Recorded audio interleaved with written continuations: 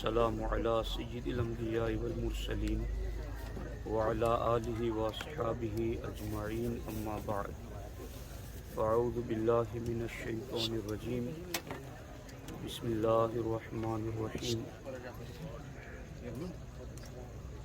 وأنكحوا الأيام منكم والصالحين من عبادكم وإمائكم إن يكونوا فقراء يغنيهم الله من فضله صدق الله العلي العظيم.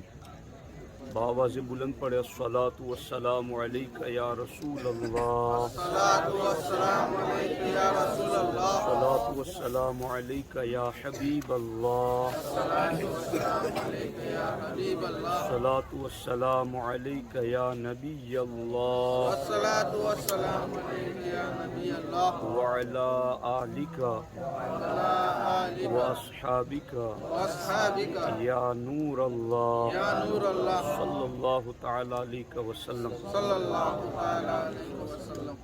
دوستان محترم، کالو بھائی بلوچی کی صاحبزادی کے نکاح کے موقع پر آج کا یہ سنی اجتماع منعقد ہے. اللہ کریم کی بارگاہ میں دعا ہے رب ذوالجلال ہماری اس بہن کے ہونے والے رشتے میں خوب برکتیں عطا فرمائیں.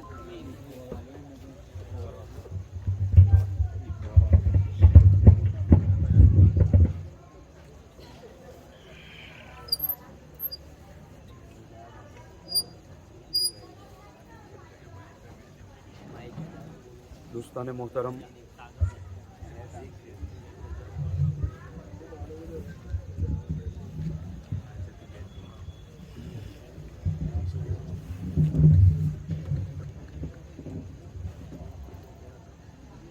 محترم، آپ نے ابھی حافظ محمد صاحب کی بلا سے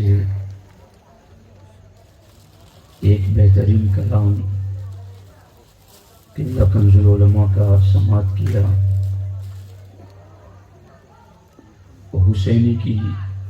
حسینیت کے حوالے سے ایک بہترین کلام آپ پڑھ رہے تھے، اور آپ جانتے ہیں امام حسین پر بھی آزمائشیں آئی، اور ہر دور میں حسینیوں پر آزمائشیں آتی رہتی ہیں، لیکن امام حسین کا سچا ماننے والا وہی ہے جو قدم جمع کر کے حق کے لیے کھڑا رہے.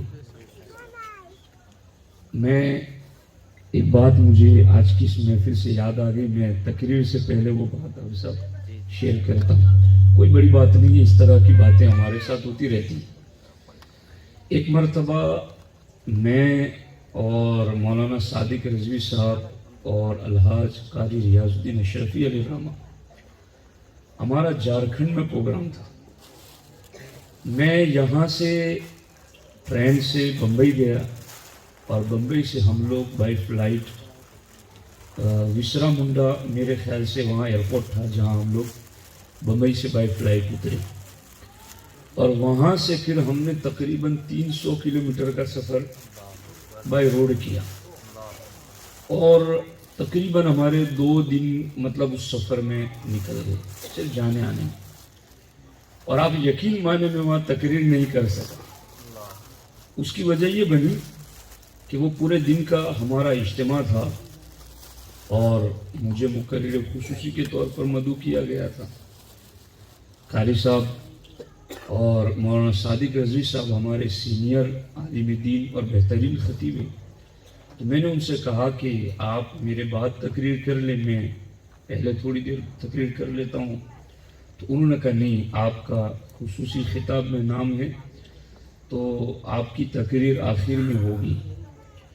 اب قاری ریاض الدین صاحب نے خوب نعتیں پڑھی، الحمدللہ سرکار کی محبت کے جام بھر بھر کر پلائے. صادق رضوی صاحب کا بھی آدھا بیان ہوا تھا کہ خوب زوردار بارش ہوئی اور ہوائیں بھی تیز چلنے لگی، جس کی وجہ سے اتنا دور سفر کرنے کے باوجود تقریر کا وہ گنجائش ہی نہیں ہو سکی. تو ایسا ہمارے ساتھ ہوتا رہتا ہے. ساؤنڈ سسٹم میں بھی اس طرح کی گڑبڑیاں ہوتی رہتی ہیں. حالانکہ آج اگر آپ یقین مانیں تو اسحاق بھائی ہمارے جانتے ہیں کہ آج مجھے بمبئی مرکز پر بلایا گیا تھا اور ہمارے SDI چینل کے تقریباً 9 لاکھ سبسکرائبر ہیں. ان لوگوں تک میرا پیغام آج پہنچنے والا تھا، لیکن چونکہ میں نے یہاں تاریخ کا وعدہ کیا تھا اس لیے میں نے وہاں منع کر دیا کہ چلو وہ 9 لاکھ نہیں سنیں گے، 90 لوگ ہی سن لیں گے تو کوئی بات نہیں. لیکن الحمدللہ جیسا بھی ہوں میں یہاں آپ کے سامنے موجود ہوں اور آپ میں اکثر نوجوان لوگ بیٹھے ہیں. میں یہ چاہتا ہوں کہ تھوڑی دیر کچھ ضروری اور اہم گفتگو آپ کے سامنے رکھوں. دوستان محترم، اولاد کی تربیت کے حوالے سے بالخصوص چونکہ جنہوں نے پروگرام رکھا ہے ان کی صاحبزادی کا نکاح ہے، ہمارے نبی علیہ الصلوۃ والسلام ارشاد فرماتے ہیں اذا ولدت للرجل جاریۃ. اللہ کے رسول علیہ السلام فرماتے ہیں کہ جب کسی مومن کے یہاں لڑکی کی ولادت ہوتی ہے بعث اللہ تعالی لہا ملائکۃ، تو اللہ تبارک و تعالی جس گھر میں لڑکی پیدا ہوئی ہے اس گھر کی طرف آسمان سے رحمت کے فرشتوں کو بھیجتا ہے. رحمت کے فرشتے اس گھر کی طرف آتے ہیں، یزفون البرکۃ زفا، اور صرف یہی نہیں کہ وہ فرشتے آتے ہیں بلکہ وہ فرشتے رحمت کی سوغات لے کر کے آتے ہیں، برکتیں لے کر کے آتے ہیں. اور گھر میں جب اس بچی کی ولادت پر گھر میں رحمت کے فرشتے برکتیں لے کر آتے ہیں تو بعد میں اعلان کرتے ہیں القیم علیہ معان الی یوم القیامہ، کہ آج جس لڑکی کی ولادت ہوئی ہے جو اس کی نگہبانی اور پرورش کرے گا قیامت تک رب اس کی مدد فرمائے گا. آپ اندازہ لگائیں، لڑکیوں کی ولادت، بچیوں کی پیدائش یہ نحوست نہیں ہے، یہ گرانی کا سبب نہیں ہے، بلکہ بچیوں کی ولادت گھر میں رحمت کے فرشتوں کے آنے کا ذریعہ ہے، گھر میں برکتوں کے نزول کا سبب ہیں، اور اس بچی کی تربیت اور پرورش پر قیامت تک مدد کیے جانے کی ہمارے نبی نے بشارت عطا فرمائی ہے. ہمارے آقا علیہ السلام نے یہ بھی ارشاد فرمایا جس کے یہاں لڑکی کی ولادت ہو وہ اس کا اچھا نام رکھے، اس کو دین کا علم سکھائے اور اس کے بعد اچھی جگہ اس کا رشتہ کر دیں. اللہ کے رسول علیہ السلام فرماتے ہیں قیامت کے دن اس کے ماں باپ اور میں جنت میں اس طرح سے ساتھ رہیں گے. اپنی شہادت کی انگلی کو بیچ والی انگلی سے ملا کر ہمارے آقا علیہ السلام نے ارشاد فرمایا کہ بچی کی پرورش، اچھا نام رکھنا، اسے دین سکھانا اور اچھا رشتہ دیکھ کر کے اس کا نکاح کر دینا، اس پر ہمارے نبی علیہ الصلوۃ والسلام نے کس قدر زیادہ بڑی بشارت عطا فرمائی ہے. یاد رکھیں، بچے اور بچیاں پیدا ہوتی ہیں مگر ان کے حوالے سے ہماری ڈیوٹی کیا ہے، ہماری ذمہ داری کیا ہے. ہم مسلمان ہیں، ہم کلمہ پڑھنے والے ہیں، ہم اللہ رسول کو ماننے والے ہیں. ہمیں ہمارے نبی علیہ السلام نے اپنی اولاد کے حوالے سے تربیت کی ذمہ داری سونپی ہیں، اور ہمارے آقا علیہ السلام نے جو ذمہ داری سونپی ہے اولاد کی تربیت کی، وہ کیسے تربیت کرنی ہے. بس صرف 2 حدیثیں میں سنا کر گفتگو ختم کروں گا، مگر ان 2 حدیثوں کو بھی آپ توجہ کے ساتھ سنیں گے تو اس سے بڑا فائدہ ملے گا. تربیت اولاد پر بہت باتیں ہوتی ہیں مگر وہ تربیت ہو کیسے، کس انداز سے ہو، اس کا طریقہ کیا ہے. تو ہمارے نبی علیہ السلام نے ارشاد فرمایا افتحوا علی صبیانکم اول کلمۃ بلا الہ الا اللہ. اللہ کے رسول علیہ السلام کے اس ارشاد کا ترجمہ یہ ہے، اے میری امت، تم اپنے بچوں کی زبان پر سب سے پہلا جو کلمہ جاری کراؤ اور اسے بولنا سکھاؤ وہ لا الہ الا اللہ محمد الرسول اللہ بولنا سکھاؤ. یہ کلمہ اس کی زبان پر جاری کرو. ایسا نہیں ہے کہ بچہ پیدا ہو تو اس کو پہلے ابو بولنا سکھایا جائے، اماں بولنا سکھایا جائے، دادا دادی یا نانا نانی کا لفظ بولنا سکھایا جائے، یا اور کسی جانور کا نام بولنا سکھایا جائے. ہمارے نبی علیہ الصلوۃ والسلام نے ہمیں اپنی اولاد کی تربیت کے حوالے سے یہ حکم عطا فرمایا گیا کہ تم اپنی اولاد کی زبان پر پہلا لفظ جو جاری کراؤ وہ کلمہ طیبہ جاری کراؤ، وہ کلمہ توحید جاری کراؤ، وہ آقا علیہ الصلوۃ والسلام کی نبوت اور رسالت کا کلمہ جاری کراؤ. یہ کیسے ہو سکتا ہے؟ یہ کیسے تصور کیا جا سکتا ہے؟ اس کا طریقہ یہ ہے کہ چھوٹے بچے کو باپ بھی گود میں اٹھائے تو وہ بھی اس کے سامنے کلمہ طیبہ پڑھے، ماں بھی گود میں اٹھائے وہ بھی کلمہ طیبہ پڑھے، پھوپھی اٹھائے وہ بھی کلمہ طیبہ پڑھے، خالہ اٹھائے وہ بھی کلمہ طیبہ پڑھے.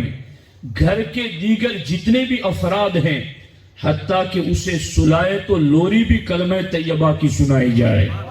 گھر میں جو ماحول ہو گانے نہ بجے، گھر میں میوزک نہ بجے، بلکہ گھر کے اندر جب بھی بجے تو نعت رسول بجے، قرآن کی تلاوت ہو، کلمہ طیبہ کی تلاوت ہو. حتیٰ کہ ایک مسلم گھرانے میں پیدا ہونے والے بچے کو ایسا ماحول دیا جائے کہ اس کی زبان سے پہلا کلمہ نکلے تو اللہ نکلے، پہلا کلمہ پڑھے تو کلمہ طیبہ پڑھے. اور ہمارے نبی علیہ السلام نے پھر کہا کہ انسانی زندگی کے دو کنارے ہیں، ایک ابتدا اور دوسرا اختتام، ایک پیدائش اور دوسرا موت ہے. ہمارے نبی علیہ السلام نے پیدائش کے موقع پر بھی کلمہ طیبہ اتنا پڑھنے کا حکم دیا کہ بچے کی زبان پر کلمہ طیبہ جاری ہو جائیں. اور پھر ہمارے نبی فرماتے ہیں لقنوا موتاکم بلا الہ الا اللہ، کہ یہی بچہ 70-80 سال کا بوڑھا ہو گیا، بستر پر لیٹا ہوا ہے، اب اس کی جان نکلنے کا وقت آ چکا ہے. ہمارے نبی علیہ السلام فرماتے ہیں میرے غلاموں اب تم پھر اس کے آس پاس بیٹھ کر کلمہ طیبہ پڑھنا شروع کر دو. اب جو بھی اس سے ملے وہ کلمہ طیبہ پڑھیں، چاروں طرف سے اس کے آواز جو آئے وہ کلمہ طیبہ ہی کی آواز آئے. اب توجہ سے آپ سنیے اس چیز کو کہ ہمارے نبی علیہ الصلوۃ والسلام نے پیدائش کے بعد پہلا کلمہ زبان پر جاری کرانے کے لیے کہا کہ تم کلمہ طیبہ جاری کراؤ. اور موت کے وقت بھی ہمارے نبی علیہ السلام نے کہا کہ تم اس وقت بھی اس کے سامنے بیٹھ کر کے خود زور سے کلمہ طیبہ پڑھو تاکہ آخری لفظ اور کلمہ اس کی زبان پر جاری ہو تو کلمہ توحید جاری ہو. ہمارے آقا علیہ السلام نے یہ کیوں کہا؟ خود آقا ارشاد فرماتے ہیں من کان اول کلامہ لا الہ الا اللہ وآخر کلامہ لا الہ الا اللہ. ہمارے آقا علیہ السلام ارشاد فرماتے ہیں اس لیے کہ جس کا پہلا کلمہ لا الہ الا اللہ ہو گیا اور جس کا آخری کلمہ لا الہ الا اللہ ہو گیا لو عاش الف مئۃ، اگر وہ 1000 سال بھی زندہ رہا اور اس کا پہلا کلمہ کلمہ طیبہ رہا اور آخری کلمہ کلمہ طیبہ رہا ما سئل عن ذنب واحد، اللہ تبارک و تعالی اول اور آخر کلمہ توحید کی وجہ سے درمیان کی ہر خطا کو معاف کر دے گا، درمیان کے ہر گناہ کو معاف کر دے گا. لیکن یہ کب ممکن ہے؟ یہ اس وقت ممکن ہے کہ جب مسلمان ابتدا میں بھی کلمہ پڑھائیں، جب مسلمان انتہا میں بھی کلمہ پڑھائیں. اب یہاں تو جو پوزیشن ہے وہ آپ جانتے ہیں کہ گھروں کے جو حالات ہیں، کون سا گھر ایسا ہے جس میں بچے کو کلمہ پڑھنے کو سننے کو ملتا ہے؟ کون سا مسلمان ایسا گھر ہے جہاں باپ بھی بیٹے کو گود میں اٹھائے تو کلمہ پڑھے، ماں بھی اٹھائے تو کلمہ پڑھے، پھوپھی خالہ بھی اٹھائے تو کلمہ پڑھے، آس پاس پڑوسی بھی گود میں اٹھائے تو کلمہ پڑھے، یا گھر میں آواز بھی آئے تو کلمہ طیبہ کی؟ شاید و باید کوئی مسلم گھر آپ کو ایسا ملے جس میں اس طریقے کا ماحول ایک بچے کو فراہم کیا جائے۔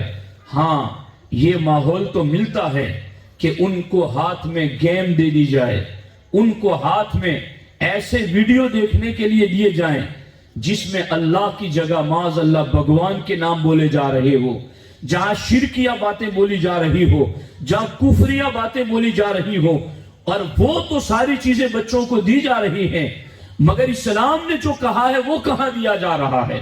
ہمارے مذہب نے تو بولنے کو آئے تو پہلا کلمہ اللہ اور کلمہ طیبہ بولیں، لیکن ابھی اس کو بولنے کا شعور بھی نہیں، سمجھ بھی نہیں۔ اسی وقت ہمارے نبی نے حکم دے دیا، بچہ پیدا ہو تو فوراً سب سے پہلے اس کے داہنے کان میں اذان دی جائے، بائیں کان میں اقامت پڑھی جائے، اور حضور صدر الشریعہ علیہ رحمہ فرماتے ہیں بہتر یہ ہے کہ 4 مرتبہ اذان پڑھی جائیں اور 3 مرتبہ اقامت پڑھی جائیں۔ جس کی پیدائش پر اسے کلمہ اسلام سنایا جا رہا ہے، جس کو پیدا ہوتے یہ میسج دیا جا رہا ہے، تو کسی مشرک کے گھر میں نہیں، تو رب کو ایک ماننے والے کے گھر میں پیدا ہوا ہے۔ تو کسی اور نبی کی امت میں نہیں، تو خاتم النبیین کی امت میں پیدا ہوا ہے۔ جہاں پیدا ہوتے ہی یہ میسج دیا جاتا ہے، وہاں بڑے ہوتے وہ میسج بھول کیوں جاتے ہو؟ وہاں اس میسج کو فراموش کیوں کر دیا جاتا ہے؟ اس لیے یاد رکھو، یہ جو آج جتنی بھی نیو جنریشن ہے، چاہے بچے ہوں یا بچیاں ہوں، بدک کر دین سے بھاگ رہے ہیں، دین کی باتیں سن کر کے انہیں اجنبیت کا احساس ہو رہا ہے۔ ایسا اس وجہ سے ہو رہا ہے کہ ان بچوں کو گھروں میں اسلامی ماحول نہیں دیا گیا۔ مسلمان پورے ہندوستان میں آگ بگولا ہے کہ حجاب پر پابندی، حجاب پر پابندی، حجاب پر پابندی۔ ارے کوئی لگائے نہ لگائے، اپنے گھر میں تو حجاب ڈالو، اپنے آپ کے لیے تو اس حجاب کا تعین کرو۔ اسلامک کلچر کو اگر کوئی اور مٹانا چاہتا ہے تو کیا مسلم گھر میں 24 گھنٹے اسلامک کلچر کے خلاف باتیں نہیں ہو رہی ہیں؟ اسلامک نظام کے خلاف باتیں نہیں ہو رہی ہیں؟ تو ہمیں اپنے گھر سے اپنی اسلامی زندگی کا آغاز کرنا ہوگا، اور اس کے لیے بہترین طریقہ یہ ہے کہ اولاد کی نیک تربیت کی جائے۔ ہمارے نبی علیہ السلام نے ایک شخص کو دیکھا کہ ایک لڑکے کو ساتھ میں لے کے جا رہا ہے، تو ہمارے آقا علیہ السلام نے دیکھو کمال رحمت کا انداز دیکھو، سرکار نے اس چھوٹے بچے سے پوچھا من ھذا، یہ جس کی انگلی پکڑ کے تو جا رہا ہے یہ کون ہے؟ آپ غور فرمائیں، حالانکہ یوں ہونا چاہیے تھا نا کہ بڑے سے پوچھا جاتا یہ کون ہے، مگر ادب جسے سکھانا تھا پھر اسی سے پوچھا گیا، جس کو متوجہ کرنا تھا اسی سے سوال کیا گیا، من ھذا، یہ جن کی انگلی پکڑ کے تو چل رہا ہے یہ کون ہے؟ قال ابی، اس نے کہا یہ میرے والد محترم ہیں۔ اب ہمارے نبی علیہ السلام نے جب اس نے کہہ دیا کہ یہ میرے باپ ہیں، تو اب سرکار دو عالم صلی اللہ علیہ وسلم نے باپ کا ادب سکھانا شروع کر دیا، باپ کے حوالے سے اسلامی تعلیمات بتانا شروع کر دی۔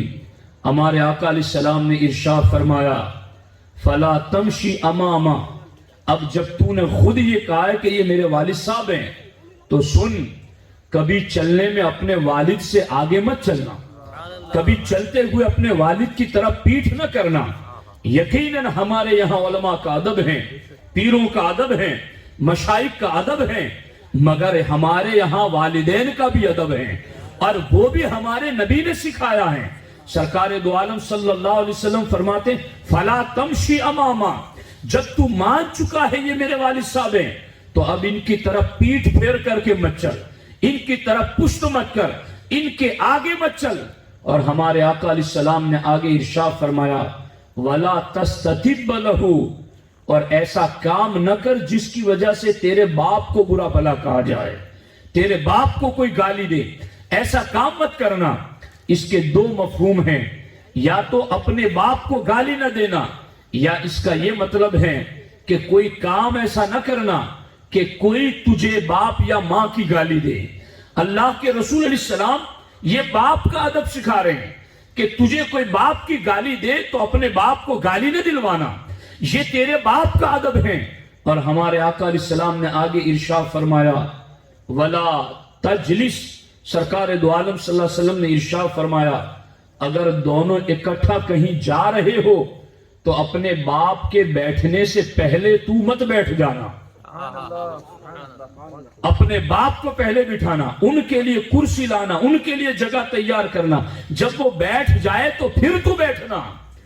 اب یہاں یہ مطلب نہیں ہے کہ باپ غوث قطب ولی ہو تو اس کا یہ ادب ہے، باپ کیسا بھی ہو، باپ ہے تو اس کا یہ ادب ہے، اور یہ ادب بھی ہمارے نبی علیہ السلام نے سکھایا گئے۔ اب آپ غور فرمائیں، اللہ کے رسول علیہ السلام کی یہ تعلیمات کون دے رہا ہے؟ اصل میں مسئلہ کہاں گڑبڑ ہوتا ہے؟ ہمارے آقا علیہ السلام فرماتے ہیں کل مولود یولد علی الفطرہ، سرکار فرماتے ہیں ہر پیدا ہونے والا بچہ فطرت پر پیدا ہوتا ہے۔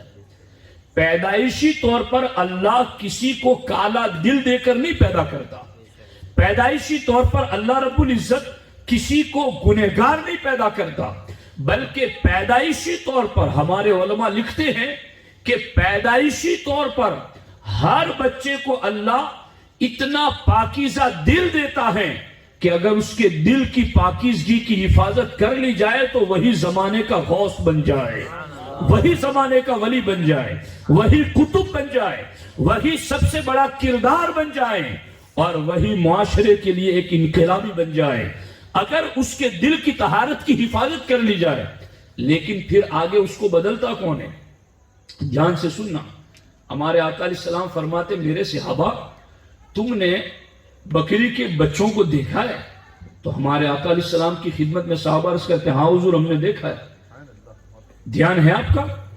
ہمارے نبی علیہ السلام فرماتے ہیں کیا کبھی تم نے دیکھا کہ کوئی کان کترا ہوا بچہ ماں کے پیٹ سے پیدا ہوا؟ یہ جو غیر مسلم بکروں کے کان کاٹ ڈالتے ہیں نا، دیکھے نہیں دیکھے آپ نے؟ دیکھے ہیں۔ تو ہمارے نبی علیہ السلام فرماتے ہیں یہ کان کاٹے ہوئے، یہ داغے ہوئے، جس کو ڈام لگانا کہتے ہیں، ہمارے نبی علیہ السلام فرماتے ہیں کہ کیا جب جانور بچے جنتے ہیں اور ان کے یہاں بچے ہوتے ہیں تو کیا کان کٹے پیدا ہوتے ہیں؟ کہا نہیں حضور، وہ تو صحیح سلامت پیدا ہوتے ہیں۔ سرکار فرماتے پھر ان کے کان کاٹ کون دیتا ہے؟ پھر ان کے جسم پر داغ کون لگا دیتا ہے؟ ہمارے آقا علیہ السلام نے فرمایا بس جب تم یہ بات سمجھ چکے ہو تو اب سرکار فرماتے ہیں ہر پیدا ہونے والے بچے کو اللہ فطرت پر پیدا کرتا ہے، پاکیزگی پر پیدا کرتا ہے، لیکن آگے بدل کیسے جاتا ہے؟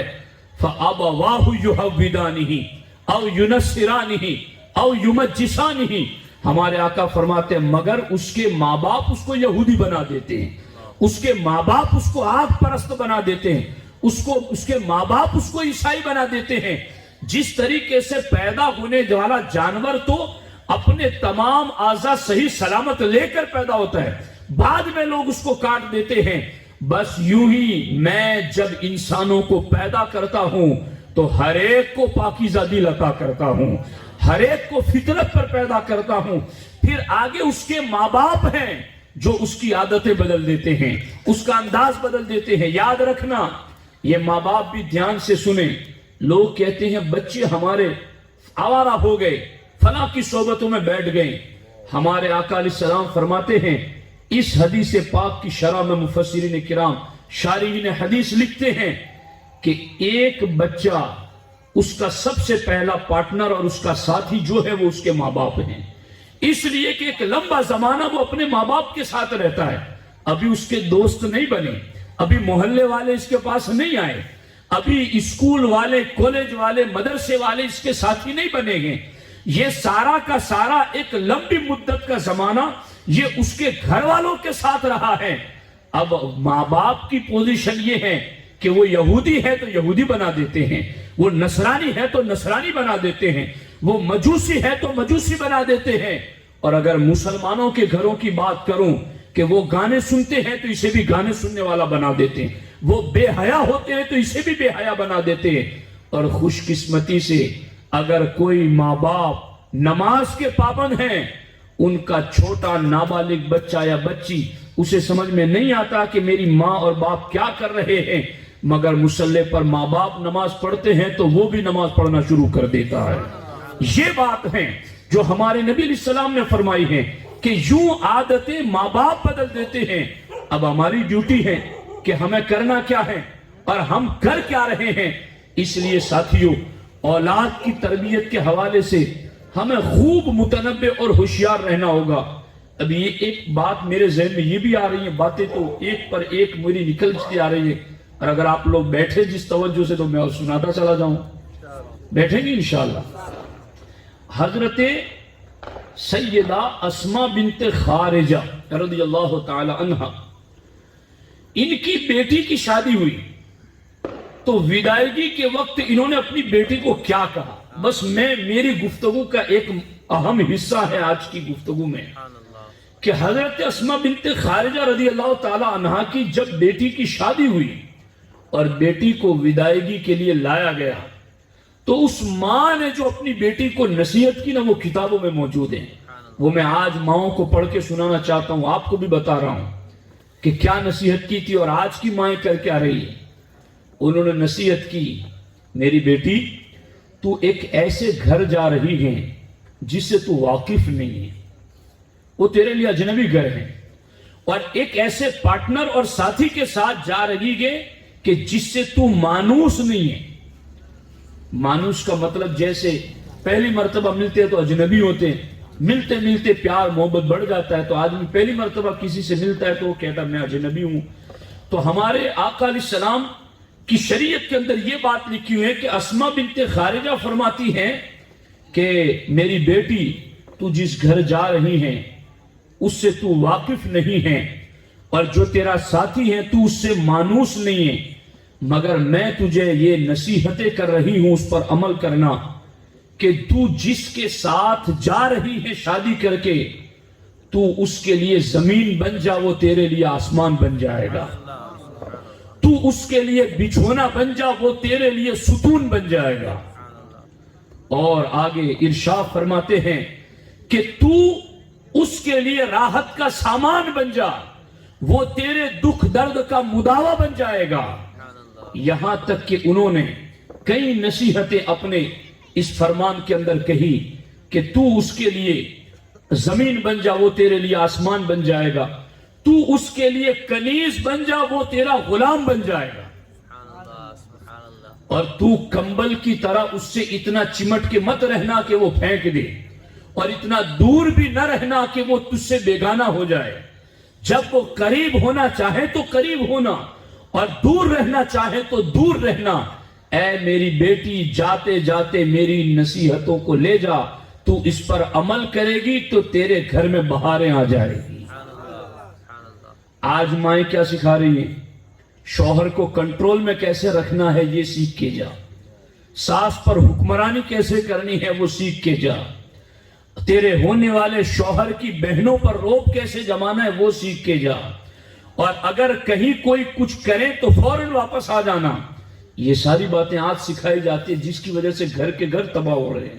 تو ساتھیوں، یہ تعلیم اور یہ تربیت ہے جو ایک ماں اپنی بیٹی کو دے رہی ہے، اور ہمیں ان چیزوں کی طرف توجہ دینے کی ضرورت ہے۔ اس سلسلے میں ایک آخری بات عرض کر کے گفتگو ختم کرتا ہوں۔ حضرت سیدنا ابو عبد الرحمن الفروخ رضی اللہ تعالیٰ عنہ، بڑی دلچسپ بات ہے، پر آج تو یہ بات بیان کرنا یوں سمجھو کہ ایک گویا لوگ یوں سمجھیں گے کہ یہ تو بس قصہ کہانی ہے، لیکن یہ قصہ کہانی نہیں، یہ حقیقت ہے، یہ صحیح کتابوں میں لکھی ہوئی روایت ہے۔ ابو عبد الرحمن الفروخ رضی اللہ تعالیٰ عنہ، اسلام کے ابتدائی 100 سال کا زمانہ ہے۔ ابو عبد الرحمن الفروخ جنگ میں گئے، اور جنگ کے لیے جب جا رہے تھے تو ان کی بیوی امید سے تھی، ولادت ہونے والی تھی۔ انہوں نے اپنی بیوی کو کہا کہ یہ لکڑی کے صندوق میں نے 30,000 سونے کی اشرفیاں رکھی ہیں، اگر میں زندہ واپس آ گیا تو وہ میرے لیے سنبھال کے رکھنا، اور اگر میں شہید ہو گیا تو تیرے پیٹ سے بچہ یا بچی جو بھی پیدا ہو تو ان پیسوں سے اس کی اچھی تربیت کرنا۔ یہ کہہ کر کے وہ چلے گئے۔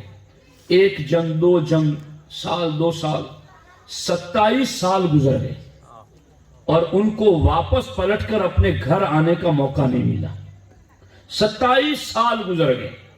اب ادھر ان کے جانے کے چند مہینوں کے بعد ہی ان کے یہاں ایک لڑکے کی ولادت ہوئی جس کا نام ربیعہ رکھا گیا۔ ان کی ماں نے ان کو اتنا پڑھایا، بڑے بڑے علماء کے پاس لے کے گئی، بڑے بڑے محدثین کی خدمت میں لے کے گئی، بڑے بڑے فقہاء کے پاس لے کے گئی، تحفے تحائف دیے، میرے بیٹے کو پڑھاؤ، میرے بیٹے کو پڑھاؤ۔ اتنا پڑھایا، اتنا پڑھایا، اتنا پڑھایا کہ 20 سال کی عمر ہوتے ہوتے ربیعہ کو امام ربیعہ کا خطاب مل گیا، پورے مدینے کے علماء کا سردار اور مسجد نبوی کا امام اور مسجد نبوی میں ہزاروں لوگوں کو درس حدیث سنانے والا، اتنے بڑے مرتبے پر پہنچ گئے۔ 27 سال کے بعد پلٹ کر کے ابو عبد الرحمن الفروخ مدینہ آئے تو کچھ نقشہ بھی بدلا ہوا نظر آیا، گھوڑے پر سوار، تلوار لٹک رہی ہے، ہاتھ میں نیزہ ہے۔ گھر کے قریب جا کر کے دروازہ نیزے کی انی سے انہوں نے کھولنا چاہا تو اندر سے ایک نوجوان نکلا اور اس نے ہاتھ پھیلا دیے، اجنبی شخص میرے گھر میں کیوں آ رہے ہو؟ اجازت تو لو۔ اب ادھر باہر سے جو اندر آ رہے تھے اس نے کہا تم اجنبی میرے گھر میں کہاں سے آ گئے؟ باپ بیٹا کی پہلی ملاقات، ایک دوسرے کو جانتے نہیں، یوں تکرار ہوئی، بات چیت ہوئی تو امام مالک دوڑ کے آئے اور کہا اے آنے والے اجنبی شخص میرے استاد سے کیوں لڑتا ہے؟ یعنی یہ ربیعۃ الرائے اتنے بڑے امام کہ امام مالک بھی ان کے شاگرد، امام سفیان ثوری بھی ان کے شاگرد، سفیان بن عیینہ بھی ان کے شاگرد، وقت کے جلیل القدر محدثین ان کے شاگرد۔ وہ کہنے لگے اس آنے والے اجنبی سے میرے استاد سے کیوں لڑ رہے ہو؟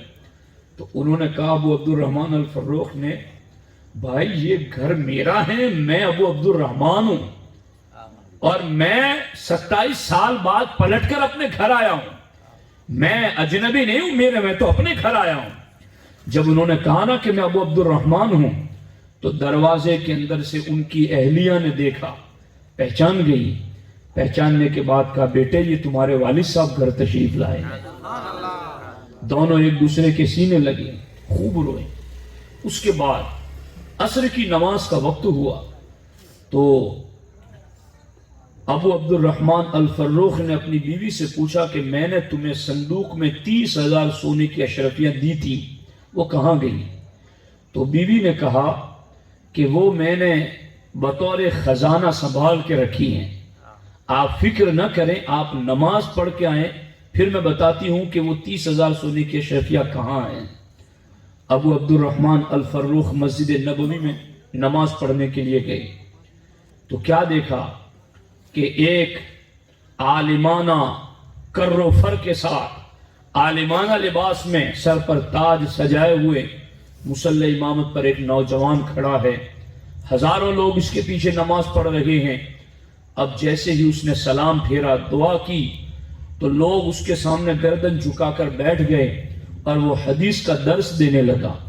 تو ابو عبد الرحمن الفروخ پہچان نہ سکے کہ یہ کون ہے، تو انہوں نے اپنے ساتھ والے سے پوچھا کہ یہ کون شخص ہے جس کی اتنی بڑی شان ہے کہ مصلی امامت پر امامت کر رہا، مصلی نبوت پر امامت کر رہا ہے اور مسجد نبوی میں، اور اتنے لوگ اس کے سامنے حدیث سننے کے لیے بیٹھے، یہ کون ہے؟ تو جو بیٹھا تھا نا ساتھ میں وہ بھی نہیں جانتا تھا کہ یہ کون ہے پوچھنے والا۔ اس نے کہا تمہیں نہیں پتا، یہ ابو عبد الرحمن الفروخ کا بیٹا امام ربیعۃ الرائے ہے۔ ان کی آنکھوں میں آنسو آ گئے اور انہوں نے کہا کہ واہ میرے رب تو نے مجھے کتنی بہتر نعمت عطا کر دی۔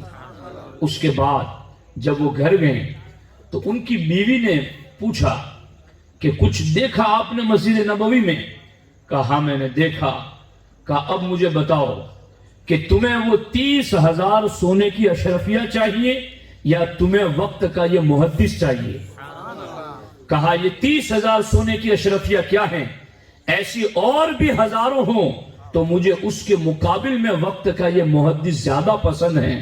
تو ان کی بیوی نے کہا پھر فکر نہ کرو، میں نے آپ کی وہ حلال کی کمائی آپ کے بیٹے کی تربیت میں لگا دی ہے۔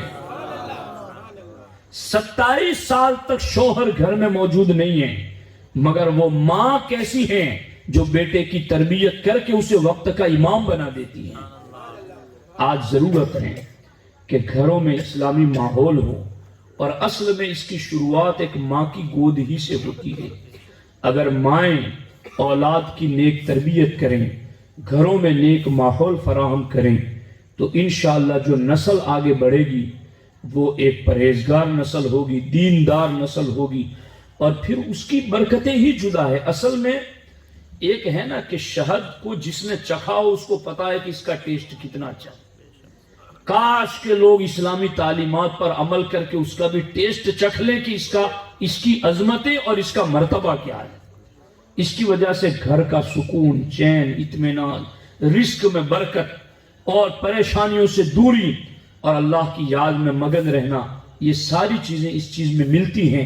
مگر ضرورت اس چیز کی ہے کہ ہم کہنے سننے سے زیادہ عمل کی کوشش کریں، اپنے گھروں کے اندر اپنی اولاد کی نیک تربیت کریں۔